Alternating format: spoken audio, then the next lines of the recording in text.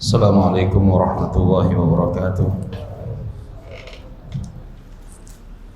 Innal hamdalillah nahmaduhu wa nasta'inuhu wa nastaghfiruh wa na'udzu billahi min shururi anfusina wa min sayyiati a'malina. Man yahdihillahu fala mudilla lahu wa man yudlil fala hadiya lahu. Asyhadu an la ilaha illallah wahdahu la syarika lahu wa asyhadu anna Muhammadan abduhu wa rasuluh sallallahu alaihi wa ala alihi wa sahbihi wa sallam. Para ikhwah, para jamaah yang dimuliakan Allah Azza wa Jalla, kembali kita akan melanjutkan pembahasan kita dari risalah Nurus Sunnah wa Dhulumatil Bid'ah, cahaya sunnah dan gelapnya bid'ah. Pada pertemuan yang lalu kita membahas tentang pembagian bid'ah terbagi menjadi bid'atun mukaffirah wa bid'atun mufassiqah, bid'ah yang mengeluarkan pelakunya dari Islam, dan yang kedua bid'ah yang tidak mengeluarkan pelakunya dari Islam. Kemudian kita menyebutkan tentang syarat-syarat diterimanya ibadah. Syarat yang pertama adalah al-ikhlas, dan yang kedua adalah mutaba'ah, yaitu ikhlas dalam beramal dan meneladani Rasulullah sallallahu alaihi wasallam. Kemudian melanjutkan pada poin yang ketiga, halaman 35, al-matlabu tsalits. Poin yang ketiga, dhammul bid'ati fid din, celaan terhadap bid'ah di dalam agama. Karena kita semuanya yakin bahwa agama kita telah sempurna. Agama kita telah disempurnakan oleh Allah Azza wa Jalla, dan Allah telah mewafatkan nabinya. Maka seluruh apa yang disampaikan oleh Nabi sallallahu alaihi wasallam sudah ada di dalam Al-Quran dan di dalam sunnah-sunnahnya. Maka oleh sebab itulah Allah Subhanahu wa ta'ala mengingatkan dari perkara-perkara baru dalam agama. Nabi sallallahu alaihi wasallam mengingatkan dari perkara-perkara baru yang tidak ada contoh dari nabinya. Inilah celaan terhadap bid'ah di dalam agama, sehingga tidak ada kata bid'ah itu terpuji. Di dalam agama bid'ah itu tercela, baik tercela perbuatannya maupun tercela pelakunya. Maka jaa fi dhammil bid'ati nususun katsiratun minal kitabi was sunnah. Kata Syekh Sa'id Al-Qahtani rahimahullah, terdapat di dalam nas-nas Al-Quran dan sunnah celaan terhadap bid'ah itu sangat banyak sekali. Dalil-dalilnya sangat banyak sekali celaan terhadap bid'ah. Wa hadzara minha as-sahabatu wat-tabi'una lahum bi ihsan. Dan para sahabat mereka telah memperingatkan manusia dari bahaya bid'ah. Begitu juga para tabi'in, murid-muridnya para sahabat, mereka memperingatkan manusia dari bahaya bid'ah. Wa min dzalika ala sabilil ijaz ma yali. Dan di antara dalil-dalil dari ayat-ayat Al-Qur'an dan dari sunnah-sunnah Nabi sallallahu alaihi wasallam adalah sebagai berikut. Syekh rahimahullah akan menyebutkan banyak dalil nas-nas Al-Qur'an dan sunnah tentang celaan terhadap bid'ah. Ya, celaan terhadap bid'ah, dan ini pengertiannya telah kita sebutkan pada pertemuan yang lalu. Ma uhditsa fid din bighairi dalil. Perkara yang dibuat-buat dalam agama tanpa ada dalil. Karena kita beragama harus melandaskan dalil. Kalau suatu yang tidak ada dalilnya, maka itu adalah tercela di dalam agama. Ya. Qala Allah Ta'ala, dalil yang pertama celaan terhadap bid'ah adalah firman Allah subhanahu wa ta'ala dalam surat Ali Imran ayat 7. Huwallazi anzala 'alaikal kitab minhu ayatun muhkamatun hunna ummul kitab wa ukharu mutasyabihat. Dialah Allah yang telah menurunkan kepadamu Alkitab, Al-Quran. Di dalam Al-Quran terdapat ayat-ayat yang muhkam, ya, dan itulah kandungan Al-Quran. Juga terdapat ayat-ayat yang mutasyabih.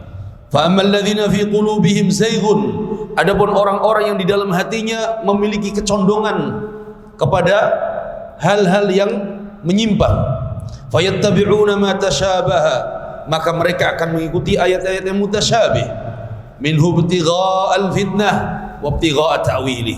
Mereka ingin mencari fitnah, mereka ingin mencari takwil-takwil ayat yang jelas muhkam, kemudian ditinggalkan dan mengikuti ayat yang mutasyabih. Wa ma ya'lamu ta'wilahu illallah, dan tidak ada yang mengetahui takwil-takwil ayat-ayat mutasyabih tersebut kecuali Allah Azza wa Jalla. Ayat ini dibawakan oleh para ulama sebagai bantahan dan celaan terhadap bid'ah dan ahli bid'ah. Wa qad dzakara Asy-Syatibi rahimahullah, Al-Imam Asy-Syatibi rahimahullah, beliau menyebutkan ayat ini, atharan tadullu ala anna hadhil ayah fil ladzina yujadiluna bil Qur'an. Al-Imam Asy-Syatibi membawakan ayat ini dalam surat Al-Imran ini sebagai celaan, bantahan kepada orang-orang yang mereka mendebat Al-Quran. Al-Quran sudah jelas isinya, tapi mereka mencari-cari celah, mereka mencari-cari untuk bisa meninggalkan Al-Quran. Wa fil khawariji wa man wafaqahum, dan ayat ini dibawa oleh Al-Imam Asy-Syatibi dan para ulama sebagai bantahan kepada kaum Khawarij dan yang lainnya, yang mereka lebih memilih ayat-ayat mutasyabih, lebih memilih hal-hal yang masih mutasyabih daripada yang muhkam. Ini ciri daripada ahli bid'ah. Ada ayat yang mutasyabih, ada ayat yang muhkam, dia pilih yang mutasyabih, yang muhkam ditinggalkan. Ada ayat yang tafsil, perinci, hukumnya jelas, kemudian ada ayat yang mujmal, diambil yang mujmal, yang global. Ini kebiasaan ahlul bidah. Sudah jelas agama, dalilnya jelas, petunjuknya jelas, ya. Siapa yang menjadi qudwah, panutan dalam beragama, jelas Rasulullah. Tapi ahlul bidah lebih memilih hal-hal yang tidak jelas. Mereka membuat-buat yang tidak ada contohnya dari Nabi sallallahu alaihi wasallam. Thaniyan, yang kedua, wa qala Allah azza wa jalla, wa anna hadha sirati mustaqiman fattabi'uhu wa la tattabi'us subul fatafarraqa bikum an sabilihi dzalikum wassaqum bihi la'allakum tattaqun. Dalam surat Al-An'am ayat 153, Allah firmankan, wa anna hadza sirati mustaqima, dan inilah jalanku yang lurus. Islam, sunnah yang dibawa oleh Nabi, inilah jalanku yang lurus, kata Allah. Fattabi'uh, maka ikuti jalan ini. Jalan yang lurus Islam, jalan yang lurus sunnah Nabi sallallahu alaihi wasallam. Fattabi'uh, ikuti jalan ini. Wala tattabi'us subul, dan jangan kalian mengikuti jalan-jalan yang banyak. Fatafarraqa bikum an sabili, niscaya kalian akan menyimpang, terpecah belah dari jalan Allah. Ya, jalan Allah satu, siratal mustaqim. Jalan Allah satu, Al-Quran. Jalan Allah jelas apa yang dibawa oleh Nabi. Kalau tujuannya kepada Allah, maka jalannya satu. Tujuannya ke surga, jalannya satu. Apa yang dibawa oleh Nabi sallallahu alaihi wasallam. Menyimpang dari jalan Nabi, menyimpang dari jalan yang dibawa oleh Nabi sallallahu alaihi wasallam, maka jelas akan bercerai-berai. Maka jelas akan tersesat. Ya, karena ini jalan yang dibawa oleh Nabi adalah jalan yang lurus. Dzalikum wassaqum bihi la'allakum tattaqun. Yang demikian itulah Allah wasiatkan kepada kalian agar mengikuti jalan Allah yang lurus, jalan yang dibawa oleh Nabi, agar kalian menjadi orang-orang yang bertakwa. Ini kadang banyak sebagian orang katakan, ya, sudah antum pilih jalan mana saja, tidak apa-apa. Yang penting kita tujuannya sama. Yang penting tujuannya kita sama, apa? Surga. Tidak bisa akan sampai kepada surga kecuali mengambil satu jalan, yaitu jalan Rasulullah SAW. Kalau antum mau ke Jakarta, fadhal. Antum lewat Pantura, antum lewat mana nih? Jalur selatan, antum lewat udara, lewat laut, sampai ketemu di Jakarta, temu kita. Tapi ke surga tidak ada kecuali satu jalan, jalan yang dibawa oleh Rasulullah SAW. Selain daripada itu, menyimpang. Suatu hari Nabi SAW bersama para sahabatnya, hadis diriwayatkan Ibnu Mas'ud. Kata Ibnu Mas'ud radhiyallahu anhu, khatta lana Rasulullah SAW khattan mustaqima. Rasulullah SAW satu hari duduk bersama kami, kemudian Nabi menggariskan garis yang lurus.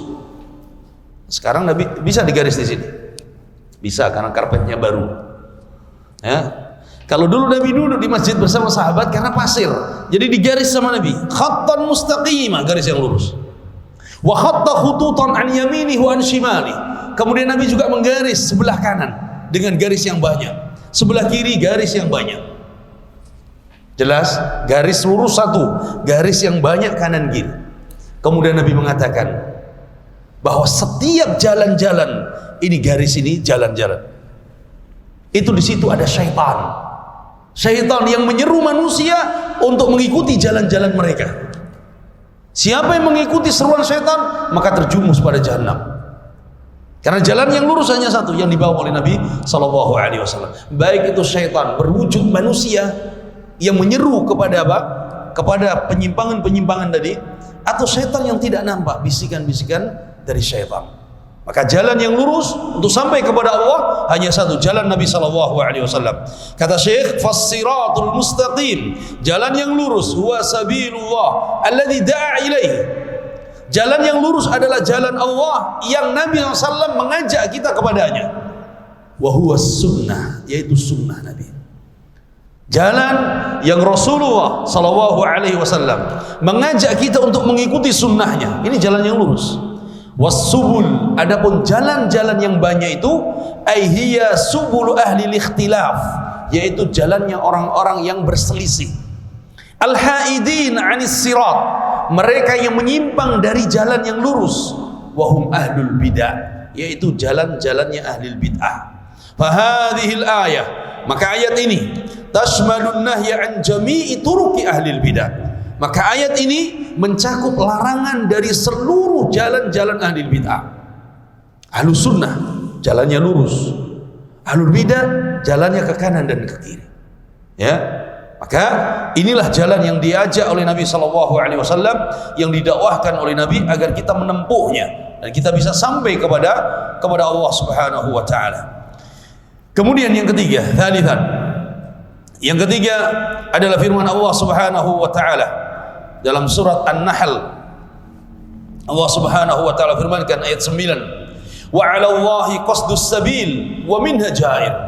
Dan Allah Subhanahu wa taala akan menjelaskan, atau Allah Subhanahu wa taala berkewajiban menjelaskan jalan yang lurus dari jalan-jalan yang menyimpang. Allah jelaskan tadi, wa anna hadza sirati mustaqimah. Allah jelaskan di dalam ayatnya, wa'tasimu bihablillahi jami'a. Ya, Allah jelaskan jalan yang lurus, dan di antara jalan-jalan itu ada jalan yang bengkok, jalan yang menyimpang. Walau syaa'a lahadakum ajma'in. Dan kalau Allah berkehendak, Allah akan menuntun kalian ke dalam petunjuknya. Allah akan menuntun kalian ke jalan yang lurus.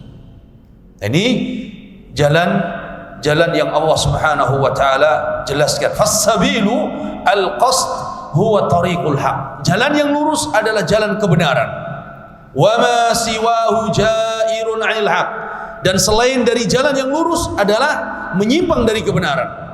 Ai 'adilun anhu, berpaling dari kebenaran. Wa hiya turuqul bid'ah wad dhalalat.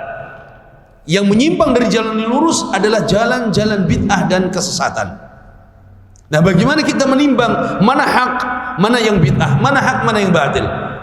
Kita bisa membedakan hak, jalan al-haq adalah jalan yang jelas terdapat di dalam Al-Quran dan Sunnah, jalan yang memiliki landasan dalil. Jalan yang menyimpang, jalan yang tersesat adalah jalan yang tidak memiliki dalil. Kita bisa menimbang bahwa ini adalah perkara yang hak karena berlandaskan dalil Al-Quran dan Sunnah. Tidak ada dalil Al-Quran dan Sunnah, berarti menyimpang dari petunjuk Nabi sallallahu alaihi wasallam. Wa qala Allah azza wa jalla.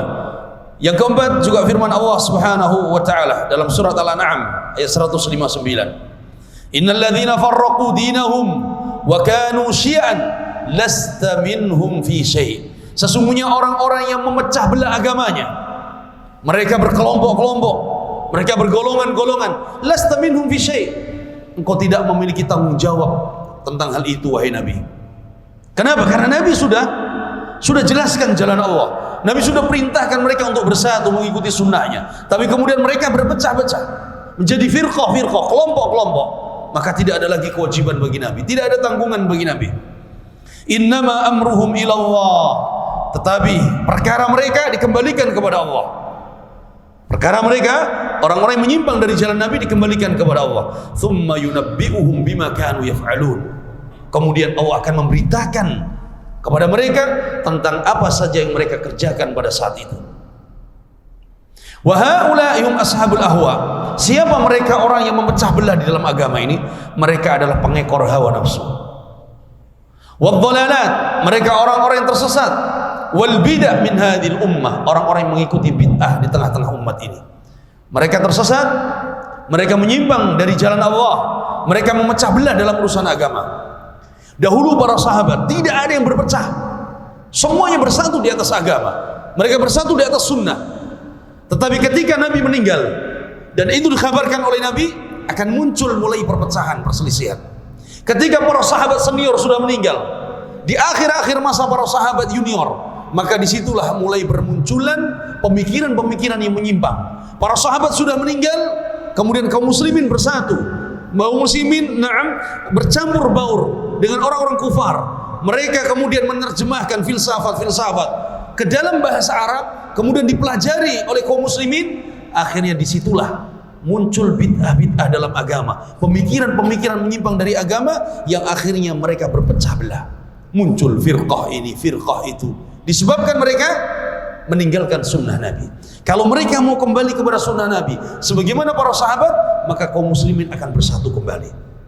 Maka disatukan kaum muslimin di atas sunnah, disatukannya kaum muslimin di atas petunjuk Nabi SAW. Oleh karena itu sunnah menyatukan, bid'ah memecah belah. Sunnah menyatukan, tapi bid'ah inilah yang membuat perpecahan di tengah umat. Kemudian yang kelima, wa qala azza wa jalla di dalam surat Ar-Rum ayat 31 dan 32, wala takunu minal musyrikin. Allah ingatkan, jangan kalian menjadi orang-orang seperti kaum musyrikin. Minal ladzina farraqu dinahum, yang orang-orang musyrik itu memecah belah agama mereka. Wa kanu syi'an, dan mereka bergolongan-golongan, berkelompok-kelompok. Kullu hizbin bima ladaihim farihun, dan setiap golongan membanggakan kelompoknya masing-masing. Kenapa tidak bangga dengan Islamnya? Kenapa tidak bangga dengan sunnah Nabinya?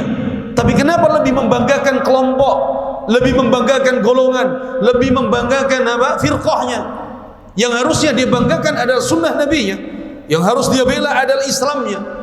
Ya, banyak dari kita kaum muslimin ketika disebut sunnah mereka biasa saja. Bahkan ketika ada yang mencela sunnah biasa saja. Bahkan mungkin dia ikut serta dalam mencela sunnah. Tapi ketika kelompoknya disenggol sedikit saja, luar biasa, luar biasa, bangkit emosinya, bangkit amarahnya. Ini yang disebut hizbiyah, hizbiyah yang tercela di dalam agama. Yang harusnya seorang muslim ketika agamanya, ketika sunnahnya dicela oleh orang, ketika sunnahnya diremehkan orang, harus dia bela. Ya, harus dia bela. Berbeda dengan tadi hizbiyah tadi, ketika mereka fanatisme kepada golongannya. Maka Allah ingatkan, jangan kalian menjadi seperti orang-orang musyrik. Mereka orang-orang yang memecah agama mereka. Mereka bergolong-golongan. Kullu hizbin bima ladaihim farihun. Setiap golongan membanggakan kelompoknya masing-masing. Setiap kelompok mengangkat benderanya masing-masing. Kamilah yang paling hak, kamilah yang paling benar, kami yang lebih berhak. Ya. Kemudian ayat yang ke-6 dalam surat An-Nur, Allah Subhanahu wa taala firmankan ayat 63, "Falyahdharil ladzina yukhalifuna an amri." Falyahdharil ladzina yukhalifuna an amri. Hendaknya mereka takut dari menyelisih perintah nabinya. Orang-orang yang mereka menyelisih sunnah nabinya, perintah nabinya, hendaknya mereka takut, kata Allah. Falyahdharil ladzina yukhalifuna an amri. Hendaknya mereka takut dari menyelisih sunnah nabinya, menyelisih perintah nabinya. An tusibahum fitnah, karena mereka akan ditimpa fitnah. Au yusibahum adzabun alim, atau mereka akan ditimpa dengan siksa yang pedih. Disebabkan apa? Menyelisihi sunnah nabinya. Berarti mereka jatuh pada perkara bid'ah. Mereka menyimpang dari sunnah nabinya, melawan sunnah nabinya. Harusnya mereka takut. Sekarang berbangga mereka mencela sunnah, berbangga mereka mencela sunnah nabinya. Allah ingatkan, hati-hati, Allah turunkan fitnah kepada mereka. Allah azab mereka dengan azab yang pedih disebabkan melecehkan sunnah dan perintah nabinya. Ini ahlul bid'ah wal ahwa. Ahlul bid'ah wal ahwa. Kemudian ayat yang ketujuh dalam surat Al-An'am ayat 65 Allah firmankan, "Qul huwal qadiru ala an yab'atsa 'alaikum 'adzaban."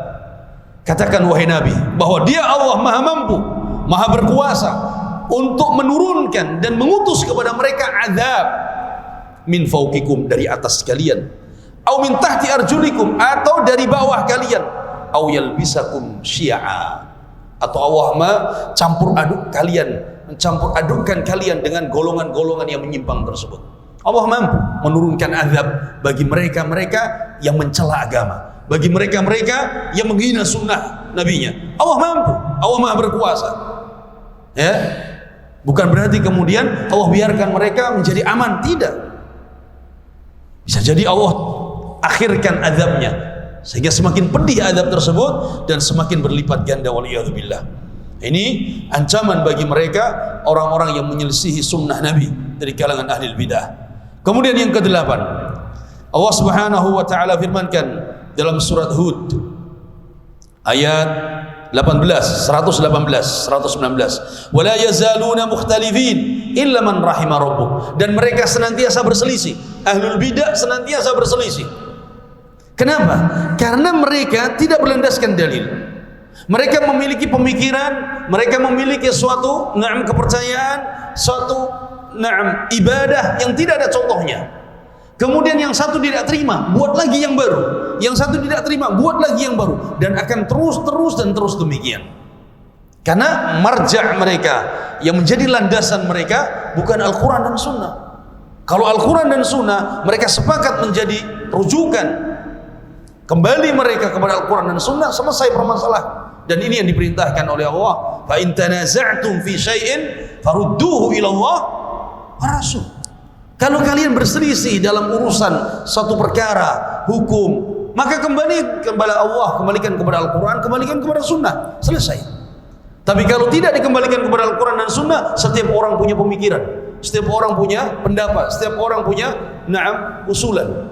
Akhirnya terjadi perpecahan dan perpecahan. Maka ayat-ayat ini semuanya dibawakan oleh penulis rahimahullah adalah celaan kepada bid'ah-bid'ah dan pelaku bid'ah. Celaan kepada bid'ah-bid'ah dan pelakunya. Wallahu azza wa jalla a'lam.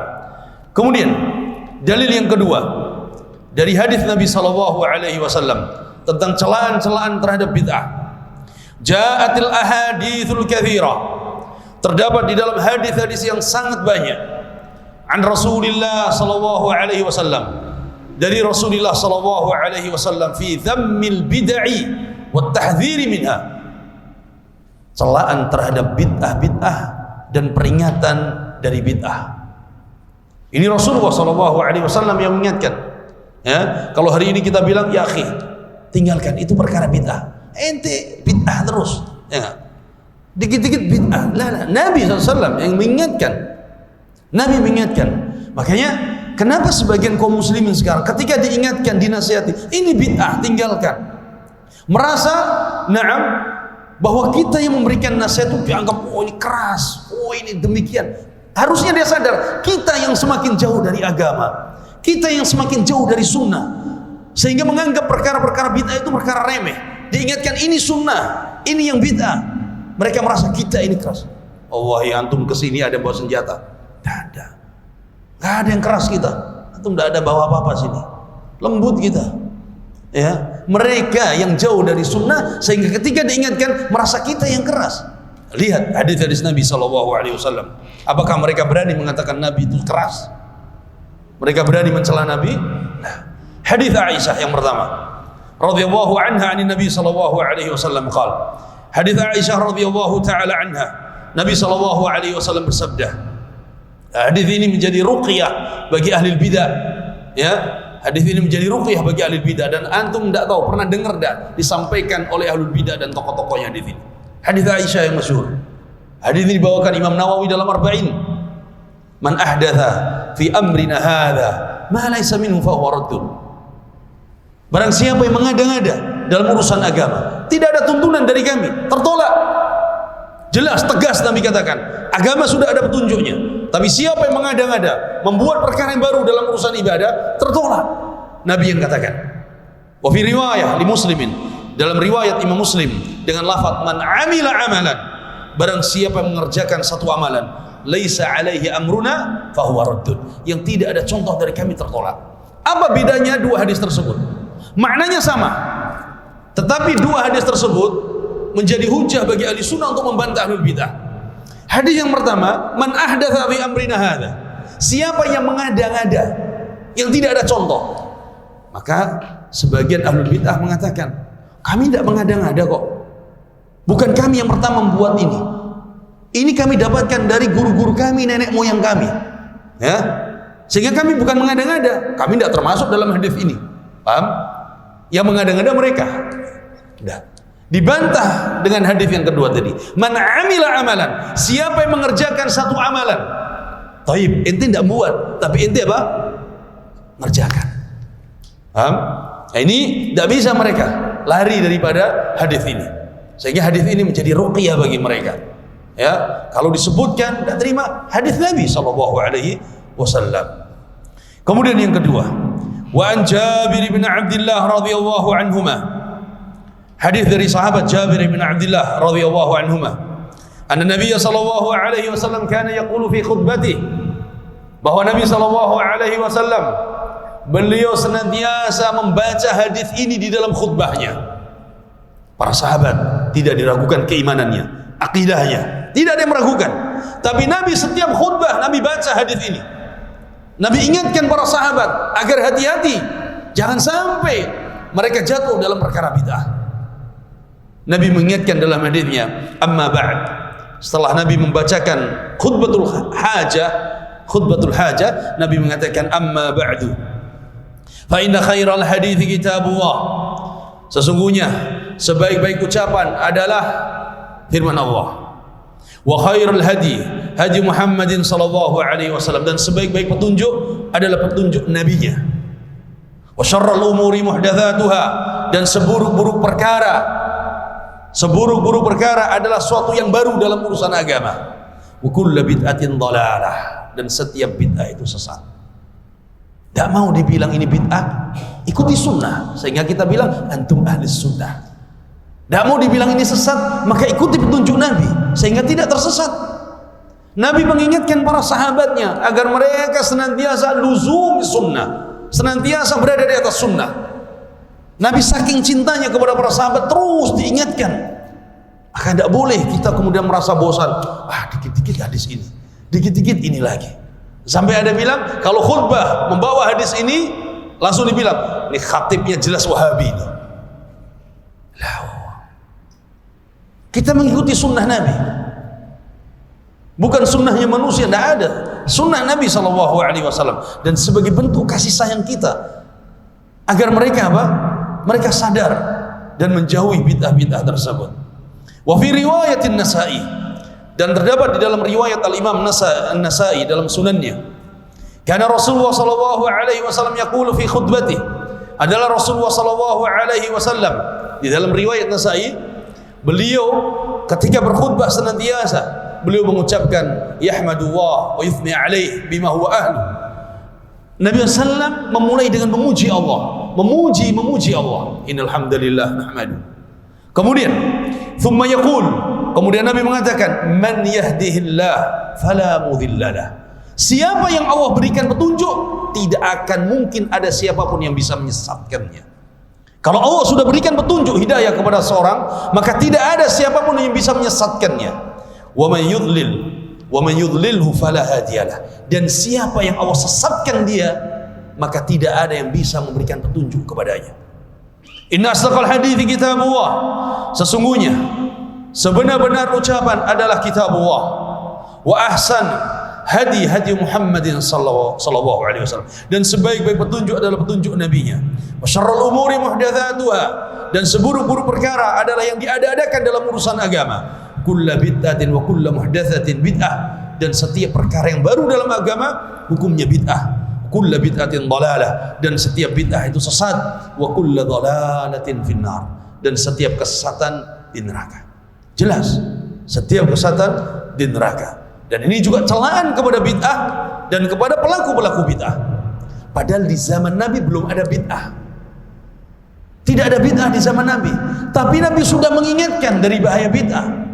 Maksudnya, tidak ada bid'ah di zaman Nabi, tapi Nabi sudah mengingatkan akan terjadinya bid'ah-bid'ah tersebut dan pelaku-pelaku bid'ah dalam agama. Dan agama ini murni dibawa oleh Nabi sampai kepada kita harusnya. Tapi karena yang dilakukan oleh ahlul bid'ah inilah, akhirnya mereka mencampur adukan bainal haqqi wal batil, antara hak dan kebatilan. Mereka mencampur aduk antara bid'ah dengan sunnah. Mereka mencampur aduk antara tauhid dan syirik. Ya, disebabkan oleh ahlul bid'ah tersebut. Kemudian selanjutnya hadis yang keempat, An Abi Hurairah radhiyallahu anhu anna Rasulullah sallallahu alaihi wasallam qala. Hadis dari Abi Hurairah, Rasulullah sallallahu alaihi wasallam bersabda, "Man da'a ila huda kana lahu minal ajri mithlu ujuri man tabi'ah." Barang siapa yang mengajak kepada petunjuk, mengajak kepada sunnah, mengajak kepada Islam, mengajak kepada al-haq, kana lahu minal ajri mithlu ujuri man tabi'ah, maka dia akan mendapatkan pahala. Pahala dan pahala orang yang mengikuti dia. Pahala dan pahala orang yang mengikuti dia.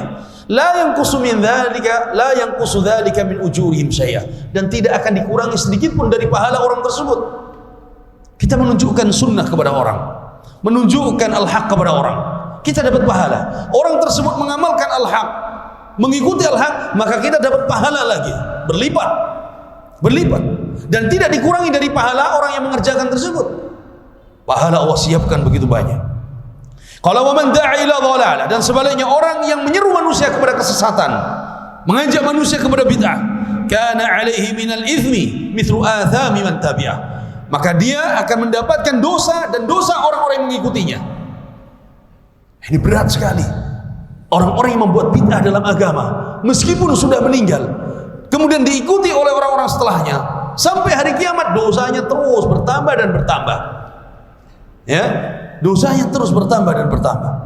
La yanqusu dzalika min athamihim syai'a, tidak dikurangi sedikit pun dari dosa orang-orang yang melakukannya, tapi Allah siapkan dosa untuk mereka tadi. Ini berat.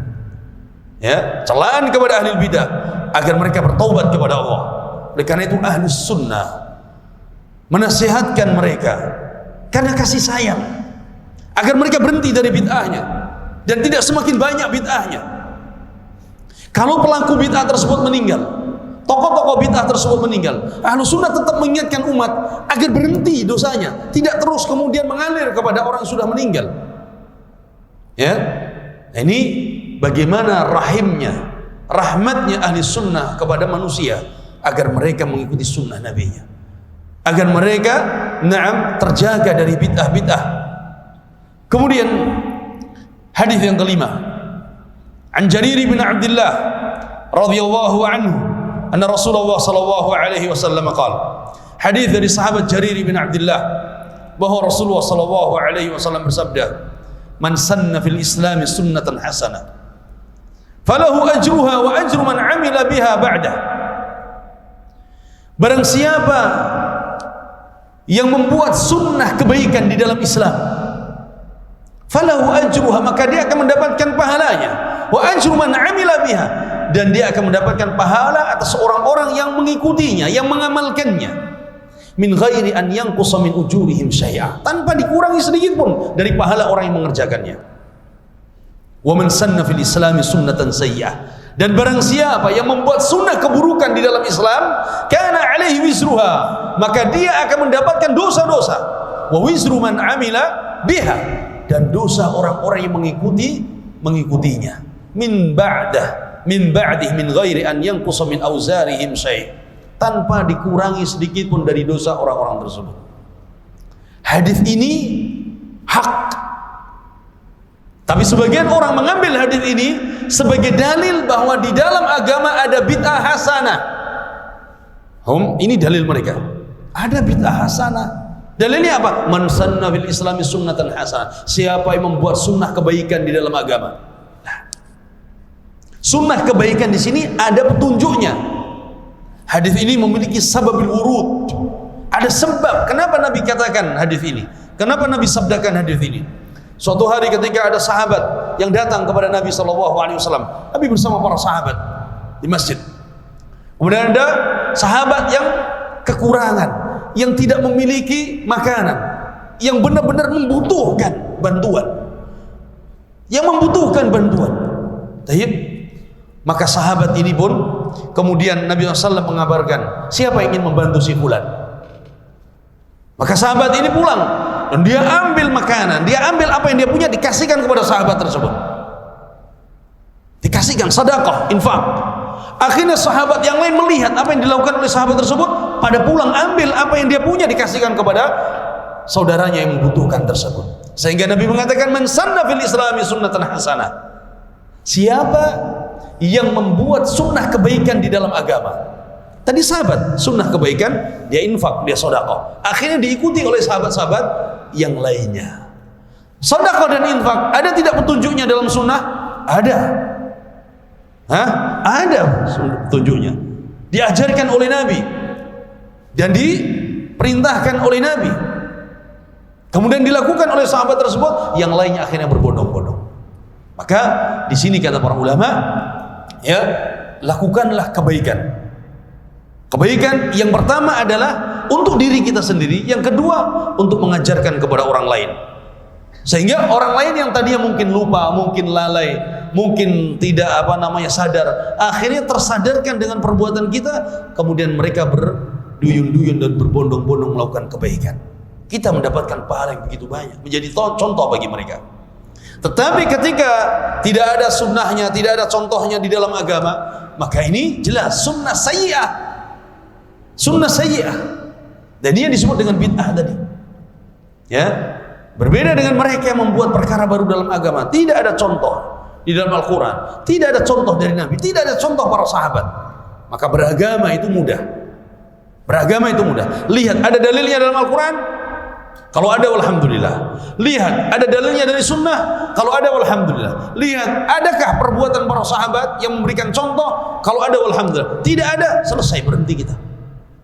Karena ketika kita tidak melakukan suatu yang itu tidak dicontohkan Nabi, dan kita niatkan ittiba kepada Nabi, maka itu dihitung pahala sunnah tarkiyah. Sunnah apa? Tarkiyah. Ya, Nabi tidak mencontohkan, sahabat tidak mencontohkan, kemudian kita tidak melakukan. Tapi kenapa tidak melakukan? Karena kita mencontoh, Nabi tidak melakukan. Maka ini disebut sunnah tarkiyah, berpahala. Nabi tidak contohkan, sahabat tidak contohkan, kemudian ada orang melakukan. Tapi pilih mana? Kita pilih ikut Nabi dan para sahabatnya. Maka ini yang tersesat, ini yang tercela. Tapi kita yang tidak melakukan, maka kita mengikuti sunnah Nabi. Ini disebut sunnah tarkiyah. Kemudian selanjutnya, hadis yang keenam yang dibawakan oleh penulis rahimahullah, wa 'anil Irbad ibn Sariyah radhiyallahu anhu, dan dari sahabat Al-Irbad ibn Sariyah radhiyallahu anhu, beliau berkata, wa'adana Rasulullah sallallahu alaihi wasallam mau'idatan wajilat minha al-qulub. Rasulullah sallallahu alaihi wasallam memberikan nasihat, ujangan kepada kami dengan nasihat, ujangan yang sangat menyentuh hati. Sehingga apa? Wajilat minhal qulub, menyentuh hati kami sampai gemetar hati kami. Wa dharafat minhal uyun, dan air mata kami pun menetes. Mata-mata meneteskan air.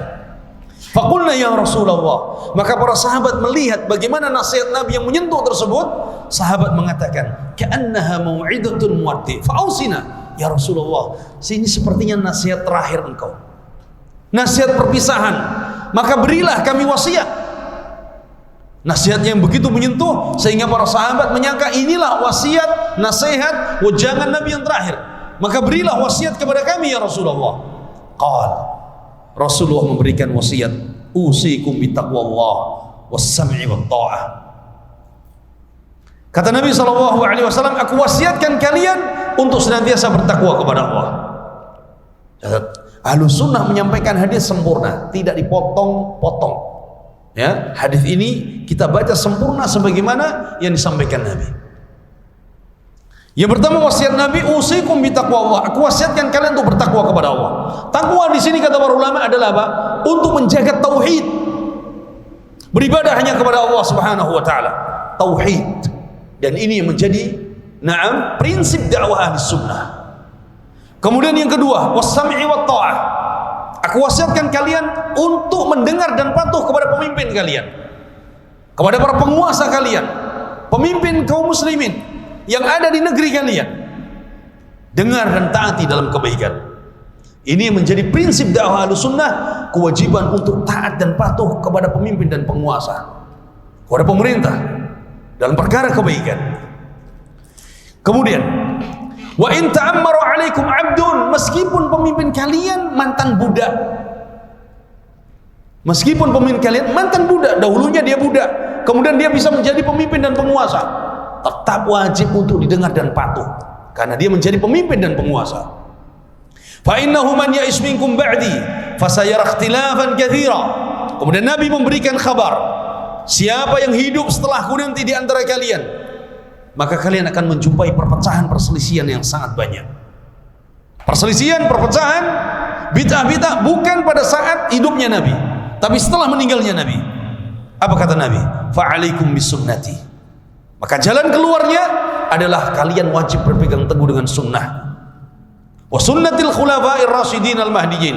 Dan kalian wajib berpegang teguh dengan sunnah para khulafa'ir rasyidin, para sahabat. Addu 'alaiha bin nawajid. Gigitlah sunnah itu dengan gigi geraham. Gigi geraham, bukan gigi depan. Menunjukkan apa? Agar kita kuat di dalam berpegang kepada sunnah. Tidak mudah apa? Tidak mudah lepas. Wa iyyakum wa muhdatsatil umur. Kemudian Nabi mengingatkan, jauhilah oleh kalian perkara-perkara baru dalam urusan agama. Fa inna kulla bid'atin dhalalah. Karena setiap bid'ah itu sesat. Ingat, hadis Nabi wasiat yang luar biasa. Perintah untuk menjaga tauhid. Perintah untuk menjaga tauhid, ibadah hanya kepada Allah. Minta hanya kepada Allah. Dan tentu yang menyelisih mereka ini jatuh pada kesyirikan. Yang kedua, perintah untuk mendengar dan patuh kepada pemimpin. Yang menyelisih ahli sunnah dalam hal ini Khawarij dan Mu'tazilah. Kemudian perintah Nabi SAW untuk berpegang kepada sunnah dan sunnah para sahabat. Yang menyelisih mereka ahlul bidah semuanya. Yang mereka keluar dari sunnah, mereka tidak mengikuti sunnah Nabi dan sunnah para sahabatnya. Nabi ingatkan, jauhi perkara yang bid'ah, jauhi perkara bid'ah, ikuti sunnah. Wasiat terakhir Nabi SAW. Bahkan hadis ini disebutkan oleh Syekh Saleh Al-Husayn rahimahullah dalam kitabnya tentang nasihat dan wasiat Nabi 100 hari sebelum meninggal. Di antara wasiat Nabi 100 hari sebelum meninggal adalah hadis ini.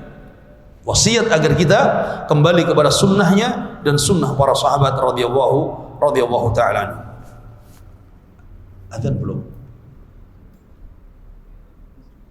Belum? Oh, 4 menit lagi.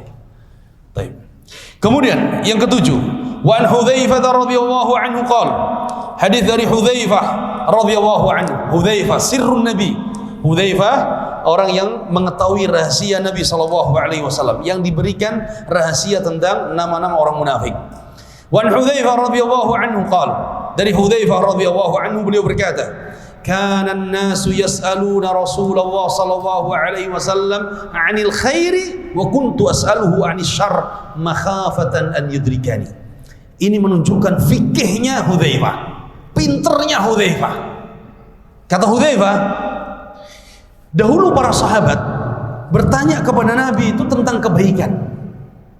Tanya tentang kebaikan-kebaikan agar dikerjakan, untuk diamalkan. Tapi kata Hudzaifah, wa kuntu as'aluhu 'anil syarr. Tapi aku berbeda dengan sahabat. Aku suka bertanya tentang keburukan. Kenapa? Makhafatan an yudrikani. Karena aku khawatir jatuh dalam keburukan tersebut tanpa mengetahui. Kata para ulama, hadza fiqhu Hudzaifah. Fikihnya Hudzaifah. Orang bertanya tentang kebaikan untuk diamalkan, bagus. Tapi Hudzaifah lebih cerdas lagi. Dia tanya keburukan untuk apa? Untuk dijauhi agar tidak jatuh pada keburukan tersebut. Khawatir. Qal faqultu ya Rasulullah, aku bertanya kepada Rasulullah, inna kunna fi jahiliyatin wa syarr faja'ana Allahu bihadzal khair, fahal ba'da hadzal khair min syarr? Ya Rasulullah, dahulu kami di masa jahiliyah, masa keburukan, kemudian Allah datangkan kebaikan, ya, dengan apa? Diutusnya Nabi SAW. Apakah setelah kebaikan yang datang kepada kami ini akan datang setelahnya keburukan lagi? Dahulu masa jahiliyah, masa keburukan, masa kegelapan. Allah utus nabinya, tayyib, membawa risalah ini menjadi apa? Menjadi kebaikan dan cahaya. Apakah akan datang lagi keburukan dan kegelapan? Qala na'am. Rasul mengatakan, iya, akan datang lagi. Faqultu hal ba'da dzalika syarr min khair? Ya Rasulullah, apakah setelah keburukan nanti dan kegelapan itu akan datang kebaikan lagi? Keburukan, kebaikan. Kemudian keburukan, apakah datang kebaikan lagi? Qala na'am. Ya, kata Rasulullah, akan datang kebaikan lagi. Wa fihi dakhan. Wa fihi dakhnun. Wa ma dakhanu. Tetapi datang, tetapi ada apa? Kebaikan, kemudian ada dakhan. Dakhan itu apa, kata Hudzaifah? Qala qaumun yastannuna bighairi sunnati wa yahduna bighairi hadi ta'rifu minhum wa tunkir. Ada kebaikan, na'am, nanti. Tetapi kata Nabi, di situ kebaikan itu terdapat manusia-manusia yang mereka membuat sunnah, mengambil sunnah, tapi bukan dari sunnahku. Mereka menganggap ini sunnah, tapi bukan sunnah Nabi. Mereka menganggap ini adalah petunjuk, tapi bukan petunjuk Nabi. Yahduna bi ghairi hadi. Mereka membawa petunjuk, tapi bukan petunjukku, kata Nabi. Ta'rifu minhum wa tunkir. Engkau akan tahu dan engkau akan ingkari itu. Kebaikan datang, ilmu, kebaikan, sunnah datang kepada kita. Tetapi di situ ada satu kaum manusia-manusia yang mereka membawa sunnah tapi bukan sunnah Nabi, membawa tunjuk bukan petunjuk Nabi. Membawa, oh ini amal saleh, oh ini ibadah, ini taqarrub kepada Allah, ini mendekatkan diri, ini termasuk dari agama, tapi tidak ada petunjuknya dari Nabi. Lihat hari ini, sunnah ada, kebaikan ada, tapi di sana ada orang-orang yang membawa, oh ini agama, tapi bukan dari petunjuk Nabi sallallahu alaihi wasallam. Faqultu hal ba'da dzalika al-khair min syarr? Hudzaifah tanya lagi, ya Rasulullah, setelah kebaikan itu tadi yang tercampur dengan adanya orang-orang yang membawa bukan petunjuk Nabi tadi, apakah setelah kebaikan itu akan ada keburukan lagi? Qala na'am, iya, akan datang keburukan lagi. Qal du'atun ala abwabi jahannam man ajabahum ilayya qadhafuhu fiha. Iya, akan ada keburukan di mana muncul para dai-dai.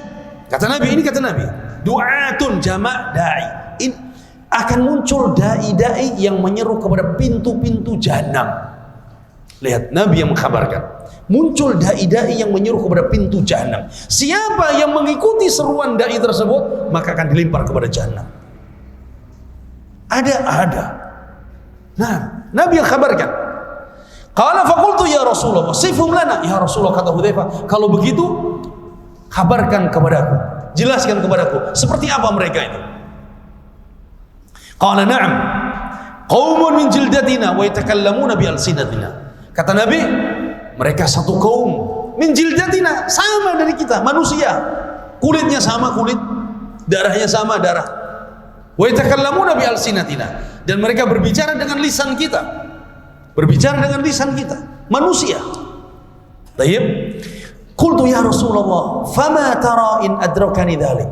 Hudzaifah tanya lagi, ya Rasulullah, kalau begitu apa pendapatmu? Kalau aku sampai berjumpa dengan mereka tadi, dai-dai yang menyeru kepada pintu jahanam. Qala talzam jama'atul muslimin wa imamahum. Kata Nabi, Hudzaifah, kalau kau jumpa mereka, talzam jama'atul muslimin, bersatulah dengan kaum muslimin. Wa imamahum, dan pemimpinnya. Maka persatuan di dalam agama, jamaah di dalam agama kita ada dua. Jama'atul adyan wa jama'atul abdan. Jama'atul adyan adalah persatuan di dalam akidah. Persatuan di dalam manhaj.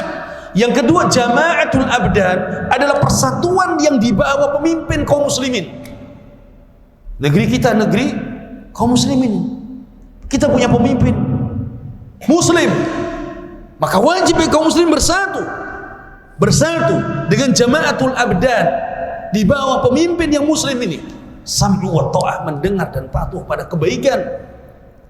Ya, nah, ini dakwah ahli sunnah, menyeru untuk mengajak kepada jamaatul adyan, persatuan dalam apa?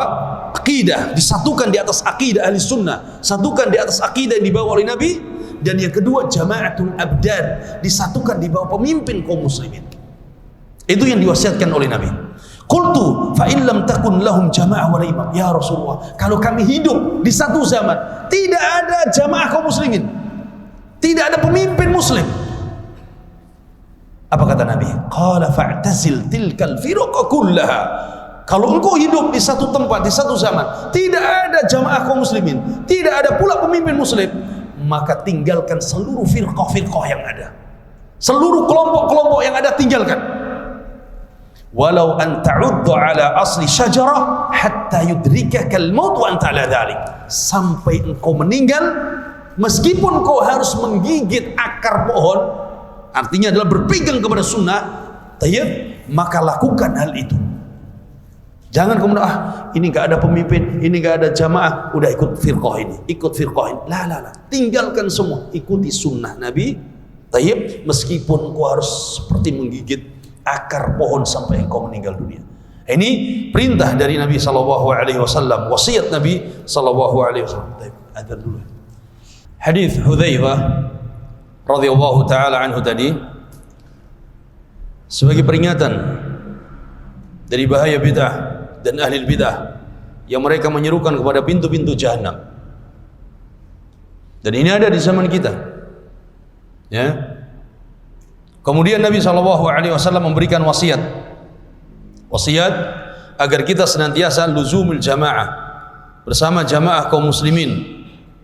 Kemudian kita bersatu dengan penguasa dan pemimpin kaum muslimin.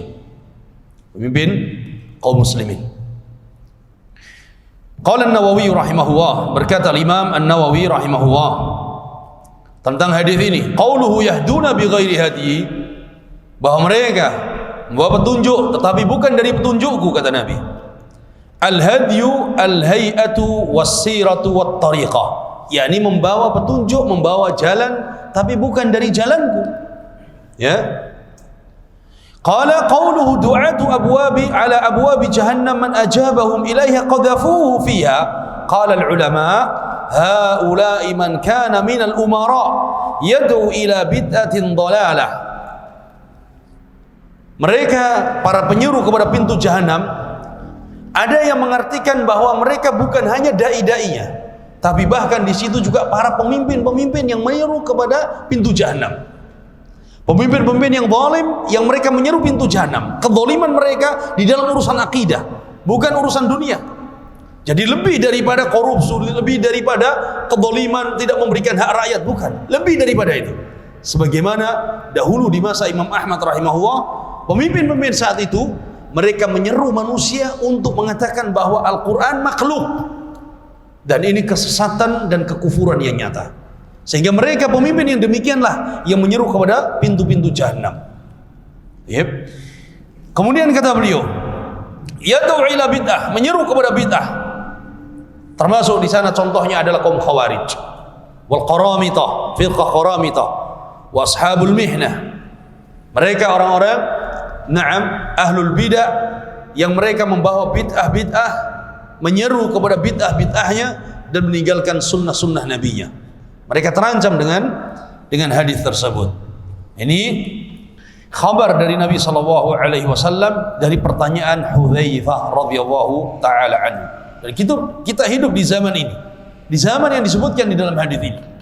Dan kita bersyukur di zaman kita punya jamaah kaum muslimin, kita punya pemimpin muslim, kita hidup di negeri yang aman. Ini harus disyukuri. Ya. Kemudian selanjutnya hadis yang ke-8. Wa fi hadits Zaid bin Arqam radhiyallahu anhu an Nabi sallallahu alaihi wasallam. Hadis dari Zaid bin Arqam radhiyallahu anhu bahwa Nabi sallallahu alaihi wasallam beliau bersabda, "Amma ba'du, ala ayyuhan nas, innama ana basharun yushiku an ya'ti rasul rabbi fa ujib." Kata Nabi, wahai manusia, Sesungguhnya aku ini adalah manusia. Manusia sebagaimana kalian manusia. Nah, nabi manusia bukan malaikat. Ya, dan Allah firmankan dalam Al-Qur'an di ayat akhir surat Al-Kahfi, "Qul innama ana basyarun mithlukum yuha ilayya." Katakan wahai nabi kepada manusia, aku ini manusia. Allah perintahkan nabinya agar nabi mengatakan tentang dirinya sendiri bahwa aku ini manusia seperti kalian. Tapi yang membedakan aku dengan kalian, Allah beri wahyu kepada aku. Yuha ilayya. Sehingga nabi kita, na'am, adalah basyarun, abdun la yu'bad, hamba yang tidak boleh disembah. Wa rasulun la yukadzab, dan utusan Allah yang tidak boleh didustakan. Maka kata Nabi, aku ini manusia. Yusik an ya'ti rasulu rabbi faujib. Aku khawatir sudah hampir Jibril ini datang kepadaku, utusan Allah. Kemudian aku akan memenuhi panggilannya. Rasul Rabbi, utusan Allah, malaikat maksudnya. Dan aku khawatir, malaikat Rasul Rabbi, malaikat utusan Allah akan datang. Wa ana tariku fikum thaqalain. Wahai manusia, aku ingatkan kalian, aku tinggalkan untuk kalian dua peninggalan yang sangat berat. Awaluhuma, yang pertama adalah kitabullah. Yang pertama adalah kitabullah, Al-Quran. Fihi al-huda wan nur. Di dalam Al-Quran itu ada petunjuk dan ada cahaya Allah. Huwa hablullahil matin. Al-Quran itu adalah tali Allah yang kuat. Man atba'ahu kana 'alal huda. Siapa yang mengikuti tali Allah tersebut, Al-Quran, maka dia telah mengikuti petunjuk Allah. Wa man tarakahu, dan siapa yang meninggalkan Al-Quran, kana 'alal dhalalah, maka dia berada di atas kesesatan. Fakhudhu bi kitabillah, kata Nabi, ikutilah Al-Quran, kitabullah, wastamsiku bih, dan berpegang teguhlah kalian dengan Al-Quran. Dan wasiat Nabi dalam hadis yang lain, yang kedua adalah siapa? Wa ahli baiti, dan aku tinggalkan kalian keluargaku. Jaga keluargaku, jaga keluarga Nabi, keturunan Nabi SAW, yang mereka benar-benar di atas sunnah Nabi, yang mereka mengikuti akidah Nabi, yang mereka mendakwakan sunnah Nabi SAW. Fahatha ala kitabillah wa raghaba fi. Nabi di dalam hadis ini perintahkan kita untuk berpegang kepada Al-Quran, mengikuti Al-Quran, mengikuti petunjuk dan cahaya Allah subhanahu wa ta'ala. Kemudian yang kesembilan, yang terakhir, hadis Abi Hurairah radhiyallahu ta'ala anhu, anna Rasulullah sallallahu alaihi wasallam qala, Rasulullah sallallahu alaihi wasallam bersabda, yakunu fi akhiriz zaman dajjalun kadzabun. Kata Nabi SAW, akan datang di akhir zaman dajjalun kadzabun, dajjal dan para pendusta. Karena dajjal ini artinya adalah pendusta. Ya, dajjal ini pendusta. Hari ini subhanallah, ya, orang yang main sihir percaya. Orang yang main ini tangan kalian tangan dipercaya. Meskipun dia salah, dia pokoknya diikuti. Ini dajjal kecil. Gimana kalau muncul dajjal yang asli nanti, yang besar di akhir zaman? Nurunkan apa? Hujan. Diturunkan hujan. Apa mereka nggak tertipu dengan dajjal itu? Sampai mereka akan ikut nanti. Maka dajjal dalam bahasa Arab artinya pendusta. Mereka para pendusta. Kata Nabi, akan muncul di akhir zaman para pendusta. Sebagian riwayat menyebutkan 30 dajjalun, 30 pendusta. Kata Nabi, di akhir zaman muncul 30 pendusta. Kulluhum yaz'um annahu nabi, dan semua pendusta 30 tadi mengaku mereka sebagai nabi. Sudah berapa yang mengaku sebagai nabi sampai hari ini? Ada yang tahu? Sudah sampai 30? Kalau sudah sampai 30, ya ahlan wa sahlan, bentar lagi. Ya. Di Indonesia udah berapa? Ia mengaku nabi. Nah, kata Nabi, ya'tunakum minal ahadits, para dajjal, para pendusta itu, mereka akan membawa hadis-hadis. Bima lam tasma'u antum wala aba'ukum, yang kalian belum pernah dengar dariku. Begitu juga orang tua kalian, nenek moyang kalian belum pernah dengar hadis itu dariku. Dari mana mereka bawa hadis? Hadis-hadis palsu yang dibuat-buat oleh mereka sendiri. Kata para ulama, orang-orang yang membuat hadis palsu itu ada dua macam. Yang pertama, cara mereka membuat hadis palsu adalah mengambil ungkapan ulama, kalimat-kalimat hikmah. ucapan-ucapan bijak. Kemudian dibawakan sanad rawi-rawi yang palsu. Ini cara mereka yang pertama. Bukan dari mereka. Hadis, ucapan itu ucapan ulama, ucapan orang-orang bijak. Tapi dibawakan sanad-sanad rawi-rawi yang palsu. Yang kedua, cara mereka membuat hadis palsu dibuat sendiri oleh lisan mereka.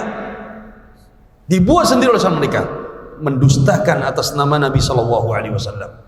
Dan Nabi mengancam mereka. Man kadzaba alayya muta'ammidan falyatabawwa maq'adahu minan nar. Orang yang sengaja berdusta atas namaku, maka siaplah tempat duduknya di api neraka. Berat. Apa kita mau orang berdusta atas nama kita? Enggak mau. Nabi pun enggak mau. Bahkan berat, dosa besar orang yang melakukan kedustaan. Orang yang melakukan kedustaan atas nama Nabi tidak diterima riwayatnya. Kalau dia bertobat, tidak diterima riwayatnya setelah itu. Meskipun dia jujur setelahnya, tetap tidak diterima riwayatnya. Karena dia telah berdusta atas nama Nabi SAW. Qala fa iyyakum wa iyyahum. Hati-hati kalian dari mereka, kata Nabi. Hati-hati kalian dari mereka ini, orang yang suka berdusta atas nama Nabi. La yadhillunakum wa la yaftinunakum. Jangan sampai kalian disesatkan oleh mereka. Jangan sampai kalian dijerumuskan oleh mereka di dalam kesesatan. Hati-hati. Mudah sekali orang naik mimbar, kemudian dibilang qala Rasulullah. Pak, hadisnya sahih tidak? Banyak sekali demikian, tidak boleh. Ada satu firqah Karramiyah, dari firqah Karramiyah, para pemalsu hadis. Mereka mengatakan, ana memalsukan hadis ini untuk membela sunnah, membela agama, bukan untuk mencela agama. Wallahi Nabi tidak butuh pembelaan dari orang-orang pendusta, tidak butuh. Ya, ini tidak dibenarkan. Maka ini celaan kepada ahlul bid'ah yang mereka membuat-buat hadis palsu dinisbatkan kepada Nabi, atau mereka menyebarkan hadis palsu yang tidak benar datangnya dari Nabi SAW.